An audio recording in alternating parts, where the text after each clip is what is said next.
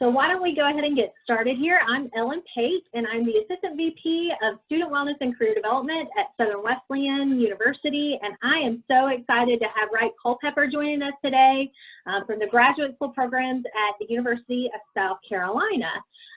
So I just wanted to share with you before we jump into some general information about just graduate school planning and some tips of how to be competitive in graduate school, as well as looking at some of the very specific programs at the graduate school at the University of South Carolina.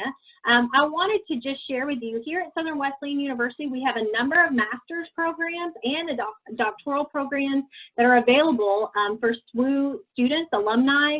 So just wanted to bring your attention to our website. If you want to check out any of the graduate school programs offered at Southern Wesleyan, if you go to swu.edu/online, you can take just a quick browse of our programs. If you want to talk to anyone specifically, very quickly, you can call our number and find out more about any of these programs. But the ones I wanted to highlight are graduate degree programs. We're well known in this area in the upstate specifically for our education programs. And so we have a number of master's programs, MED programs in education. So if any of you are even teaching already full-time in a school setting, these are definitely programs that you want to take a look at. Also, we have a number of MBA and our Masters of Science in Management and Leadership in our business fields, and you can see some of the specializations here in healthcare administration or human resources, quality management. And we're really excited to be launching this January of 2021 our first Masters of Counseling Psychology. And so that's something that would be a great way to get in the very first graduating class and cohort of master's students. I want to bring to your attention as well that for our students that are recent graduates from Southern Wesleyan, you actually can enroll in these programs with a 25% discount as an alumni. And then if you do that within the first year, you get that 25% discount. And then beyond that first year, you still remain and get a 20% discount as an alumni in any of these master's programs that we have. And we've also just launched some new doctoral programs in education.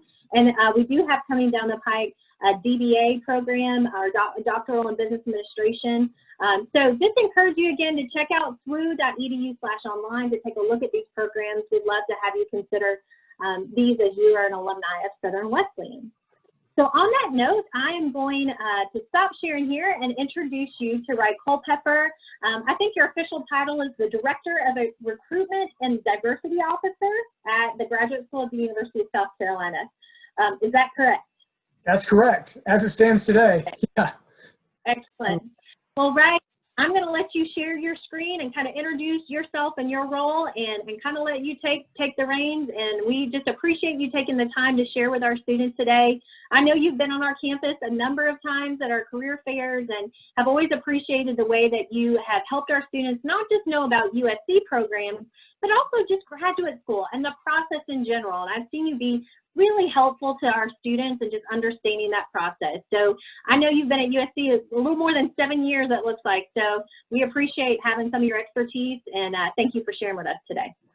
Absolutely. Thanks for having me, Ellen. And you're right. I've been on campus many times, and I always appreciate the opportunity to come up there and hope we can get something going in the back half of this year. So just a weird year, but I appreciate you facilitating this type of opportunity for me. And I enjoy working with SWU students because you guys are all very well engaged, and you've got your eyes on bigger picture things, and I always enjoy helping you boil down your interests and your values and your career goals into maybe what avenue you need to take for graduate school. And so that's what I'm going to be talking about today. I will talk a little bit about USC programs, but this is really going to be a 30,000-foot view of preparing for graduate school. And so most of this is not going to be specific to USC. So if you want to take advantage of those discounts and opportunities that Ellen mentioned, a lot of this information is going to transfer right over to how you should prepare going for those opportunities as well. So let's get to it a little bit here. If my screen will work, there we go. So why are you considering graduate school? So what's the big picture question here? And one of the things that we always try to encourage students to think about first and foremost is, will it help me further my career goals? Is it going to bring more credentialing or licensing, maybe a higher salary potential? Do you want to be a professor?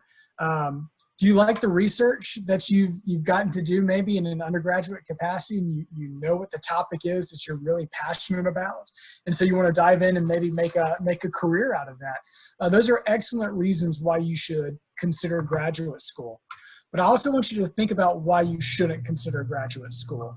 What you should be doing right now at SWU is asking those 4-year questions, right? Of who am I? What are my values? I'm finding myself. What am I attracted to in terms of academics or values, whatever it is, what makes me tick, right? If you haven't come close to answering those types of questions in undergrad, you're probably not at the point where you need to pursue graduate school, right? So going to grad school for finding yourself or maybe delaying going into the workforce, doing it for those reasons could really lead to a miserable 2 to 5 years or waste, a big waste of your resources, whether it's time or money. So be using the resources that you have available to you now at SWU, whether that's through your faculty mentors or through career development, figuring out what you're interested in, and then maybe start asking the questions about graduate school. So think back to all the aspects of certain schools that you had to consider when choosing which college to attend. Do you want to do public versus private? Do you want to do in-state versus out-of-state? Large school, small, private liberal arts, maybe an HBCU. Do they have my major? Does it not matter that I'm not interested in a specific topic or a specific discipline at this point? Do I want athletics or tons of opportunities to get involved? When you answered all those questions and you finally decided on what schools you were attracted to, all of the applications probably looked somewhat similar, right? You had your application, you had to submit your high school transcripts, take the SAT or ACT, and then maybe submit an essay or two. The graduate process is entirely different. It's far more detailed. So all the items that you considered as part of the undergraduate process, they may play a role for you, and it's okay that they do. They just shouldn't be the primary parts of your decision-making process. You're going to choose a graduate school not based on the university as a whole, but rather the specific program that you want to enroll in. So in other words, how pretty the campus is should matter far less than how strongly your research interests align with the interests and research activities of the faculty in that program. So when you applied to USC, when you applied to SWU, you probably submitted your application to a centralized office like undergraduate admissions. And you may have indicated what you wanted to major in, but you probably didn't go much further than that. But when you apply to graduate school, you're going to submit your application to a graduate college or a graduate school, but your entire application needs to be tailored to the program that you are pursuing. So if you wanted to be a history major, your application was probably reviewed by an admissions counselor who reviewed applications from students wanting to study in any other major. Whereas if you want to apply to a master's or a doctoral program in history, your application is going to be reviewed by the faculty in the history program. And knowing that should govern how you craft your entire application. So these are the 5 fairly standardized parts of any graduate application, and I'm going to go through the details on each one.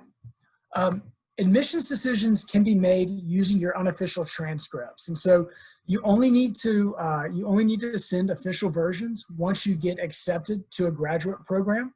So one of the challenges that students face is the cost of all of this can sometimes escalate depending on the number of schools that you apply to and the number of schools that you need to send your transcripts to. At USC, all we require is that you submit unofficial transcripts for the purpose of admissions decisions. And then once you are admitted, you can send your official versions at that time. So don't go spending a ton of money on the front end of the transcript process until you've been admitted and have a good idea of which school, or maybe you've boiled it down to 1 or 2 schools that you're planning to choose. So test scores. A lot of you probably remember taking the SAT or the ACT. Most grad programs require the GRE or the MAT, but frankly, a lot of programs have started moving away from requiring standardized test scores.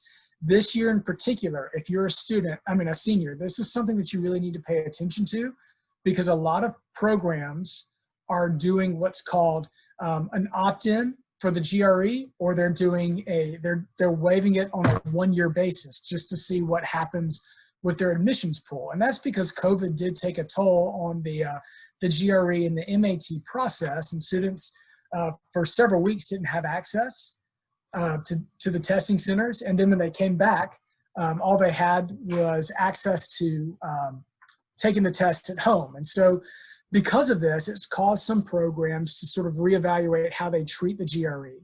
Most programs are starting to move to a more holistic approach to reviewing your application. And so you need to check on this at every single school that you plan to apply to. So always check and see what your program requirements are. Just because the chemistry program at one school requires the GRE doesn't mean that another school is requiring the GRE, and vice versa. But by and large, if a program requires you to take a standardized test, the GRE is going to be the most widely accepted. The humanities and social sciences may allow you to take or submit MAT scores.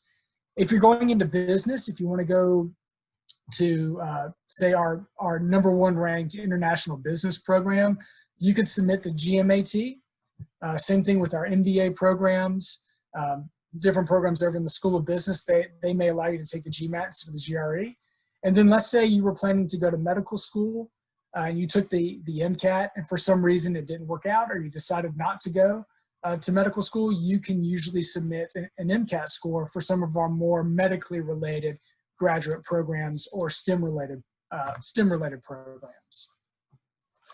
So let's shift gears a little bit from those two quantitative type measurements, right? Your GPA and your GRE score. Let's shift away from those things. By and large, having a strong GRE score or a strong GPA, it's not going to rubber stamp the approval into graduate school. And much in the same way, having an average or even below average GRE or GPA isn't necessarily going to mean that you are not qualified to get into graduate school. These qualitative measures, like the personal statement, are very important in the admissions process. And frankly, the personal statement is probably your biggest opportunity to show the program why and how you are a good fit to study with them. So this is typically a 2-page document, double-spaced, though some programs do offer more specified prompts or word or page requirements. So pay attention to those. But when you're writing, you're wanting to tell the program not just why you want to study in this particular field, but why you want to study with this faculty in this program in this school. So you want to stay away from general platitudes like, my parents took me to a history museum when I was 8 and I fell in love with history. Instead, you want to talk about your conversations with your history professors at SWU and how those conversations inspired you to dive deeper into certain topics, or maybe how your 6 months of working at a museum while in undergrad helps you to better understand how to approach historical research, those types of things. And as you write, you want to keep in mind that you're not just applying to the program, you're applying to the faculty. So talk about your interests and talk about how they're similar to the folks that are in the program, and refer to their specific research and tell them why that interests you. So if you can find 2 to 4 faculty members that are doing research that really aligns very well with your personal research interests, you might want to consider applying to that program, and you want to articulate in your personal statement why you're a good fit based on the overlap of those research interests. Students who can articulate that will typically see the competitiveness of their application skyrocket, as opposed to somebody that just has strong grades and strong GRE score and may have a loosely related research agenda as related to the faculty in the program. All right. So let's talk a little bit about letters of recommendation. You need to prepare for at least 2. Some programs require 3, but every program requires at least 2. And I haven't seen a single graduate program at any school that doesn't require at least 2 letters of recommendation. So who are the people that you should pursue for letters of recommendation? Frankly, you need to focus on academic sources, okay? Programs are going to tell you exactly who to get recommendations from. So usually if a program requires 3 letters of recommendation, they may specify up front, get 2 from previous faculty members, and then maybe 1 from, say, you know, a work source or a community-based source. And it's really going to depend on the program. If you're going into a research-based program, like something in the hard sciences or maybe a PhD in history, you really want to focus on the faculty that you learned under at SWU. If you're going into something that's more practice-based, where it's something like education or maybe the new counseling psychology program that SWU is about to offer, you know, depending on what they're looking for, you may want to, you may be okay providing a work-based letter of recommendation. So this is one of those things that's really going to vary program by program, and you need to know going into it exactly what you need to get. It's not something that you want to wait until, say, a week before the application deadline to try to procure. Okay, let's talk a little bit about the resume and CV. So most master's programs are going to be fine with a resume. Some PhD programs will too, but most PhD programs are going to prefer a CV because it's going to contain all of the presentations and publications that you had a role in. And this is where your Office of Career Development at SWU can play a huge role in helping you craft maybe a template of the resume or CV that you want to use, maybe your baseline resume that you can tailor based on the program or the position that you want to apply to.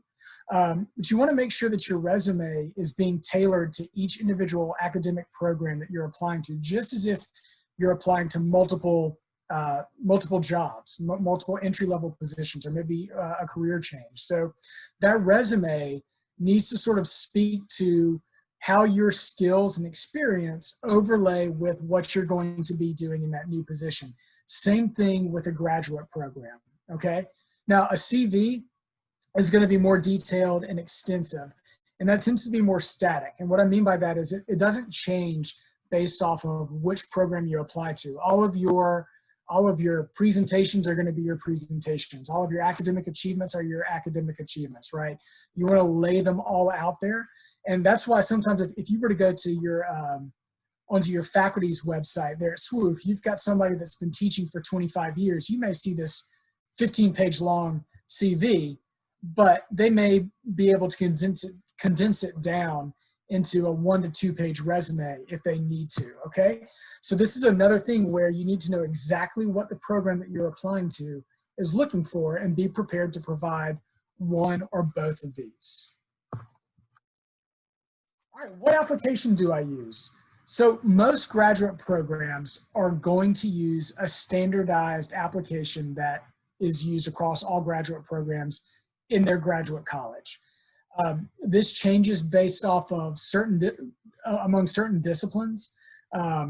If you were to apply to, say, an epidemiology or a health communications type program, there's a really good chance that you're going to need to apply through the Schools of Public Health Application Service, or SOPHAS, and that application system is SOPHAS.org. And the way that those discipline-specific applications work is you fill out one common application, and then you tell them which programs or which schools you want them to send your application to, all right? So maybe you want to pursue public health at either South Carolina, Chapel Hill, or the University of Georgia. You're likely only going to submit one application, and then based off of how many schools they send it to, that's going to determine the total bill for application fees for you. Whereas if you were to pursue clinical health counseling, your application to the University of South Carolina for our counselor education program is going to be different from what SWU's interface is going to be for their new counseling psychology program. So For those nationwide standardized application services, it makes it a little bit easier. It's less heavy lifting, but I'm saying all this to say that you really need to afford yourself enough time to find the programs that you're a good fit for, and then afford yourself enough time to start and complete all of these applications, because it can be very time consuming. And if you're a senior, this is a good time to really get started with it. Most master's programs are going to have mid to late spring semester application deadlines. And so if that's what you're pursuing, you're in a really good point to get started right now at figuring all this out. If you're looking at going in directly into a PhD program, now's the time to actually start applying. And so you're a little bit more on an accelerated timeline there. If you're a junior, this is the perfect time to get started with all of it in terms of thinking about what you're interested in and how SWU academically has prepared you for certain degrees or disciplines maybe that you want to pursue at the graduate level. So just be aware of there are different applications out there for different disciplines and programs. So let's talk a little bit about funding. PhD programs, it's very common for PhD programs, doctoral programs, to waive tuition and fees altogether for their graduate students. They'll also offer typically a competitive stipend. And what you get to do in these programs is 10 to 20 hours worth of research or teaching each week that will basically be your service to the program in exchange for having your tuition and fees taken care of. At the master's level, there are graduate assistantships available, 10 to 20 hours of research per week. If you're an out-of-state student, at the University of South Carolina, we automatically knock your tuition down to the in-state rate if you get a graduate assistantship. We will also typically provide some sort of, this is program by program, student by student, provide some additional level of tuition discount, but all students would receive that tuition reduction down to the in-state rate and then a stipend on top of that, which would be paid out every 2 weeks, just like you're an employee at the university. So knowing that these opportunities are available, what I want to encourage you to do is apply as early as you possibly can. Funding is typically available for students who enter in at the fall semester. A lot of programs admit students for the summer and the spring, but most of the time, the majority of the funding opportunities are available to students who enter at the master's or PhD level in the fall. And so you want to apply as early as possible so that you're eligible for those funding decisions that are being made, usually in the spring or summer. So there's rarely an additional application for securing an assistantship. This is where that personal statement, again, becomes so vital. It's what these programs are using in order not only to make an admission decision, but also to pair you up with a faculty mentor or some office on campus that aligns with your either research needs or service desires, right? If you want to go into something like higher ed and student affairs, applying early and writing a strong personal statement about all the areas that you could see yourself working on a campus environment, that might help land an assistantship with, say, student affairs or housing, that kind of thing. So most programs are going to offer 2 deadlines. So the final deadline is typically later in the spring semester. But if you see something like a priority deadline or a fellowship deadline, that's what I want you to be focusing on. That's typically where all of the funding is focused. So for a lot of our master's programs, they may have a January 15th application deadline and an April 15th application deadline. Focus on that first one so that you can be considered for all of the funding opportunities that are available to students in that program. All right, so your assistantship offer can come at the time of admission. You might not learn the specifics of what you're going to be doing until much later, but I would always encourage students never to commit to a program until they can give you the specifics on what you're going to be doing.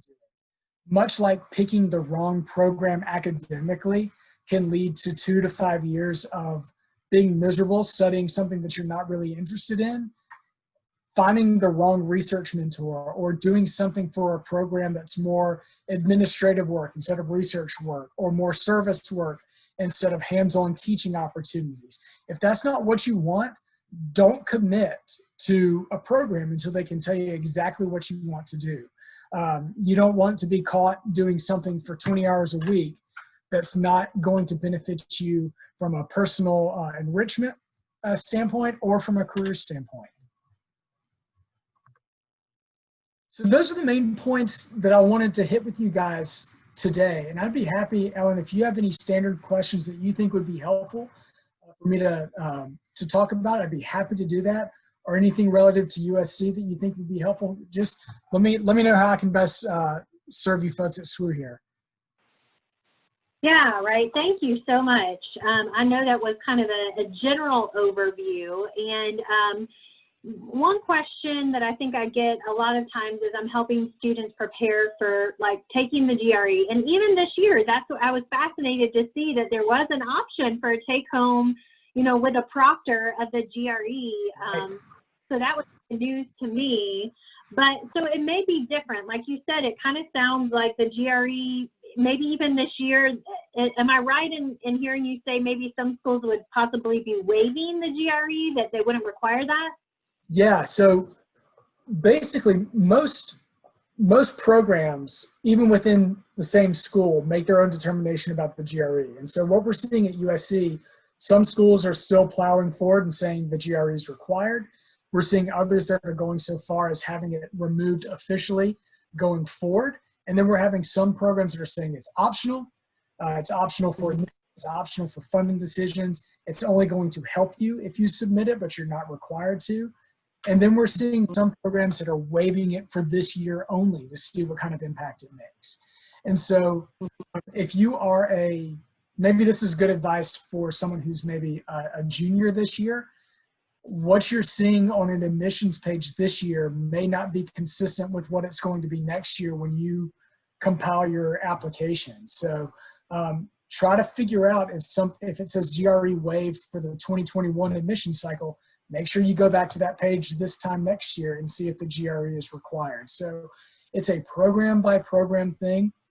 Programs like social work or teaching, they may not require it on the front end, may never have required the GRE, whereas some programs are sort of evaluating, okay, is this something that we need to be doing going forward at all? Mm-hmm. Good. And I have found some students, you know, they're preparing, they're trying to study, maybe they're not great test takers overall, and so they've taken the GRE, but then they feel like this wasn't, you know, high enough, and then they take it again. I've heard a lot of students say, I got the same score, I got a lower score. Right. And obviously costs associated with taking standardized tests are, I mean, there's a lot of things financially students are trying to watch. So, I mean, I know this is a difficult question because I recognize that it's case by case, but is there, and I know sometimes I encourage students to look at the program specifically, is there a minimum cutoff for the GRE? Like if you're close, is that something I really should feel like, oh no, I've got to get a more competitive score? I mean, what would be your advice if you're like, if you definitely score lower than this, that's not going to be a competitive score? I don't know. What advice do you have as far as like cutoff scores for the GRE? Sure.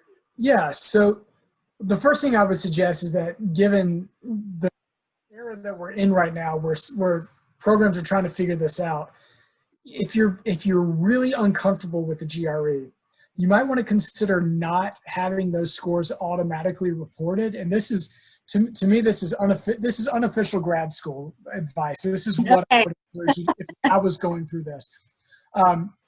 Maybe you don't use our institution code and say automatically send this. Maybe you wait and see, okay, how did I do? Do I need to report this? And if it's an optional component of the application process for that program, and you just feel like you just didn't do well at all, and there's no way that you're going to bring it up, just don't report it, frankly. If you do feel like you're a couple points here or there below, frankly, I would encourage you to go ahead and apply. The graduate school is responsible for enforcing the admission requirements that programs set for themselves. But programs are allowed to have exemptions, exceptions, whatever it may be, for students who may not hit the 3.0 GRE threshold or hit the 150 quantitative score on the GRE, the section of the GRE, that kind of thing. And so programs, even if you come under the notch that they want you to be at, if you've got great letters of reference, or you've got years of work experience, or maybe you worked all 4 years, or there are certain levels of evidence of grit, whether you overcame certain aspects of a challenging undergraduate experience, that kind of thing, a program is going to look at you holistically and may be able to sort of create some wiggle room if they need to, if they really feel strong about your ability, not just to succeed at the graduate level, but also to contribute to the culture of their program. That's great. Thank you. Yeah. And my question, I think about the personal statement, because I do a lot of reviews of personal statements, and I really appreciated your to use that to talk about graduate assistantships that you're interested, the research that you're interested. I thought that was really great advice. What would be for you kind of the very common mistakes? Please don't put this in your personal statement because everybody says this kind of thing. I know you had mentioned some phrases, but if you could have some quick like to-dos and to-don'ts, please don't do this on your personal statement. What advice? Okay, so I'm somebody that will readily admit that I've got a little bit of narcissism in me, so I feel like I can talk about myself, okay? So my threat, or what I would be tempted to do would be, personal statement, I can talk about myself. Give me 2 nights and I'll crank that out easily. That's the number one pitfall, okay? You need to give yourself a couple weeks at minimum to be thinking about this, not just from a researching a program perspective, but writing, articulating, putting pen to paper, figuring out how to best say why you're a good fit for a specific program. You need to get multiple sets of eyes on it. Don't be afraid to ask someone in career development, or ask mom and dad even, just to say, hey, I need somebody to look at this to make sure I'm not overlooking something. I'd say one common mistake that's just, it's so disappointing. A student may reference the wrong school in the personal statement. Okay. So just in general terms, your first paragraph might be about your background, and that final paragraph might be about what you're striving to get out of a master's or a PhD program in terms of your career development. But that meat and potato of the documents, that 80%, that's where you're articulating why you're a good fit for that program. It's so disappointing to see, instead of saying the University of South Carolina, accidentally saying the University of Florida, or even getting the wrong, referencing the wrong professor. And so those 2 tips that I just mentioned kind of pair together with each other.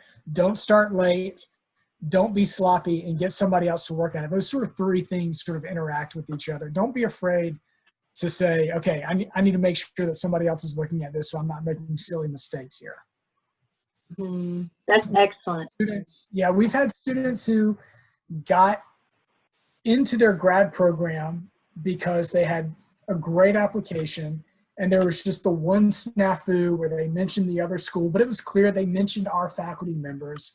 So they got into their program, but once their program nominated them for university-wide fellowships, when you're talking about being able to compete against the best of the best in terms of incoming grad students, you can kind of kiss some additional fellowship opportunities goodbye. So just making sure that you're buttoning it up as neatly as you can is best practice, best thing that you can do. That's great. Thank you. So as we wrap up here, Wright, I just want to give you the opportunity to highlight some of your programs at the University of South Carolina.